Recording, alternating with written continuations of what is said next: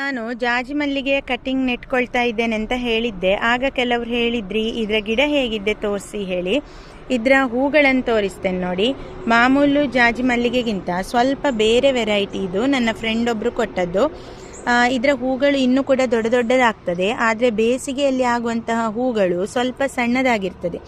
ಹೆಚ್ಚಾಗಿ ಮಾಮೂಲಾದಂತಹ ಜಾಜಿ ಮಲ್ಲಿಗೆ ಏನಿರ್ತದೆ ನಮ್ಮಲ್ಲಿ ಮೊದಲಿಂದಲೂ, ಅದೆಲ್ಲವೂ ಮಳೆಗಾಲದಲ್ಲಿ ಹೂ ಬಿಡುವಂಥದ್ದು ಅಥವಾ ಕೆಲವೊಮ್ಮೆ ಚಳಿಗಾಲದಲ್ಲೂ ಅದು ಹೂ ಬಿಡ್ತಾ ಇರ್ತದೆ. ಆದರೆ ಇದು ಇಡೀ ವರ್ಷ ಹೂ ಬಿಡುವಂತಹ ಜಾಜಿ ಮಲ್ಲಿಗೆ ಗಿಡ. ಇದರ ಸ್ಪೆಷಾಲಿಟಿ ಏನಂತ ತೋರಿಸ್ತೇನೆ ನೋಡಿ. 12 ಇಂಚಿನ ಗ್ರೋ ಬ್ಯಾಗ್ ಇದು. ಅದು ಕೂಡ ಕಪ್ಪು ಟಬ್ಬಲ್ಲಿ ಹಾಕಿದ್ದು ನಾನು. ಇದರಲ್ಲಿ ಏನಾಗ್ತದೆ ಹೇಳಿದರೆ, ಒಮ್ಮೆ ಗಿಡ ಬೆಳೆದಾದ ನಂತರ ಹೂ ಕೊಟ್ಟು ಮತ್ತೆ ಆ ಗೆಲ್ಲುಗಳು ಸಾಯ್ತದೆ. ಈ ರೀತಿಯಾಗಿ ಒಣಗುವುದಕ್ಕೆ ಪ್ರಾರಂಭ ಆಗ್ತದೆ.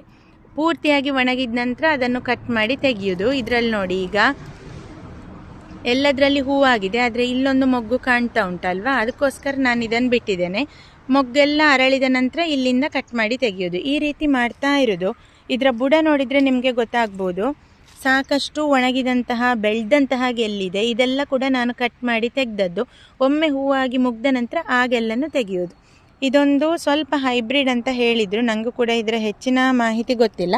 ಬಟ್ ಇದು ಕೆಲವು ಸಮಯದಿಂದ ನಮ್ಮಲ್ಲಿ ಇದೆ. ಹಾಗೆ ವರ್ಷ ಪೂರ್ತಿ ಜಾಜಿ ಮಲ್ಲಿಗೆ ಹೂಗಳನ್ನು ಇದು ಕೊಡ್ತಾ ಇರ್ತದೆ. ನಾವು ಬೇಕಾದಷ್ಟು ಪಾಟಲ್ಲಿ ಇದನ್ನು ಬೆಳ್ಕೊಳ್ಬೋದು.